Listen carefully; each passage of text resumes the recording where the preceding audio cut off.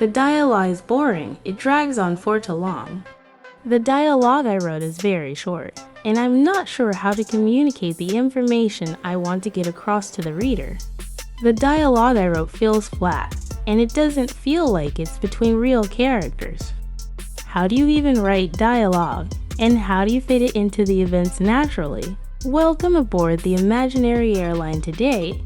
In today's video, I'm here to answer the age-old question, because most of the complaints I get about writing are either about the sequence of events or how to keep the momentum of the story from the beginning to the end, and of course, the dialogue. Today's episode is a compilation of all the tips on how to write better dialogue. I've racked my brain to figure out what I do to write dialogues, so let's get into it.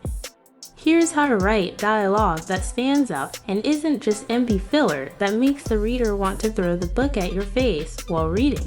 Number 1. Get to know the character well and study them. A mother knows when her child is lying, and she also knows when they're telling the truth. She can even predict what they'll say and how they'll react in different situations. Why?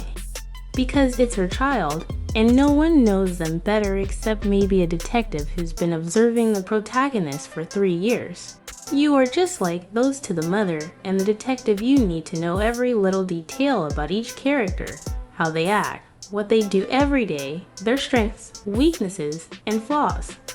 This is important because every conversation between characters should feel like they're the ones talking, not just the plot or storyline. If you live in your character's skin while writing, with their tone of voice and way of speaking, it will make a difference. The dialogue will have life. The emotions and reactions of the character in the situation will be present to the writer and the reader, not just empty words on paper. This is in contrast to a lot of dialogues I've read that felt tasteless and pointless. Number 2. Avoid empty, repetitive conversations. How are you? I'm fine. Why don't you ask? Dear, I am sorry, I was busy. This kind of dialogue will make the reader feel exactly the same like, what am I even reading here? This isn't a casual chat with your friend, it's a novel. Meaningless, repetitive dialogue has no place in your story, unlike real life. A big mistake I see in many novels is starting with something like, how are you? Thank God, I'm fine. Did you see what happened to so and so? Only for the real dialogue to start after that. This is a huge mistake. Instead, you should say the two characters exchange greetings and then dive into the actual conversation. Descriptions are written for a reason, not to bore the reader or create unnecessary monotony in your novel. Number 3. Use language correctly. This is where I introduce my real problem. I write in formal language, which is why I love writing about historical eras. While writing, it feels like you're reading something that was written 100 years ago. But when I write about modern times, I get bored. It's just my style, and it's in my blood. However, the same principle applies to colloquial language. You can showcase the characteristics of a thug, for example, by making their speech crude, while another character, who is refined and educated, would speak differently. The thug wouldn't say sir, and they likely interrupt the other person before they finish speaking, displaying their lack of manners. When you write in a specific era, make sure to study it well and avoid using terms that came into use after that period or that were used in a different era. Just like trends that come and go, so do words and phrases. The same applies to the character's environment and status, like the previous example of the thug. The same goes for historical eras. Pay attention to what distinguishes each era and place in your story, and tailor the dialogue accordingly. It will become second nature to you after a few chapters, and your brain will start to generate the right words automatically. But before we continue, subscribe to the channel if you like to watch more videos like this one. Number 4. Give the dialogue a purpose or meaning. Dialogue in a novel typically serves one of 3 main goals: revealing character traits, moving the plot forward, or breaking the monotony of description. If the dialogue you wrote doesn't do any of these, it's likely just filler and should be removed, as it will bore the reader. As we mentioned, it might even make them want to throw the book at your face.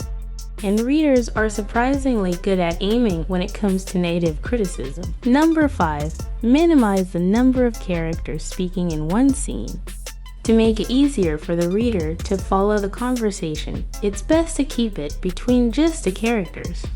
If more characters are involved, you'll either have to label each line with the speaker's name or describe who interrupts whom, or allow one character to speak fully before describing the reactions of the others. If you're writing a scene with many characters, like at a crime scene, the same rules apply, but you can make it easier by writing the entire dialogue in a separate document and marking each character's lines so you don't get confused. After writing the dialogue, integrate it into your manuscript and start adding descriptions to give it life, like describing how one character interrupted another or how someone cried out. You can add these details after the initial draft of the dialogue. And finally, number 6, describe the body language of the characters during the dialogue. This is something you'll master through practice, but it's crucial. You need to show the characters' emotions through their facial expressions and body language. For example, he waved his hand dismissively, or he clenched his teeth in anger, or his face froze, and he glanced at her from the corner of his eye, conveying disdain or indifference. Simple actions like these help the reader feel connected to your story and its characters. Now, I'll show you a scene from a novel I've been working on recently, as many people have requested to see how I write dialogue. Here's a scene from chapter 4. I'd like each of you to write in the comments what emotions you felt during this scene, whether the description needs improvement, and whether the dialogue feels right. Also, let me know what you think will happen next. Here's the scene. After the thieves left the room quietly, and as sleep began to overtake Kian, Isabella started wailing and crying. "Where is my father? Where is my mother? Somebody save me!" Isabella screamed startled the sleeping prince, who jumped up, sword in hand, eyes wide as a newly opened spring. He found Isabella sobbing loudly, begging him to release her, but he pleaded with her to let him sleep. "Just let me sleep a little. Don't you feel sorry for me or grateful? If you hadn't broken my back, you wouldn't be alive now. Please, stop crying." Isabella's tone softened as she replied, "And will you untie me if I stop crying?"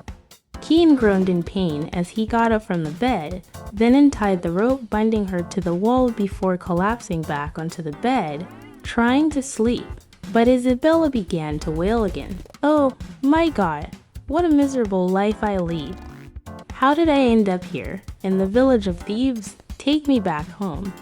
I just untied you, and now you've started crying again, you noisy woman." Isabella raised her hands near her face, looking at him with her blue eyes, pleading as she pointed to the shackles on her wrists. Kian rose from the bed once again, fetched the key, and unlocked her shackles. But just as he was about to lie down, she started crying again. In a fit of anger, he shouted, "What? What now? What more do you want?" Isabella pointed to the door, asking to be let go. Kian opened the door, forgetting his aching body as he returned to his former cunning, saying, "You blonde fool. If you step through that door, you'll be doing so at your own risk, and you'll bear the consequences alone. My aching back can't handle heavy burdens," he added, returning to his bed, an unkind smile spreading through the room like a cold winter's breeze. This brings us to the end of our journey. Don't forget to leave your comments on the scene and your predictions about what might happen next. As always, I wish you all success in your writing and a bright future. See you soon in the next video.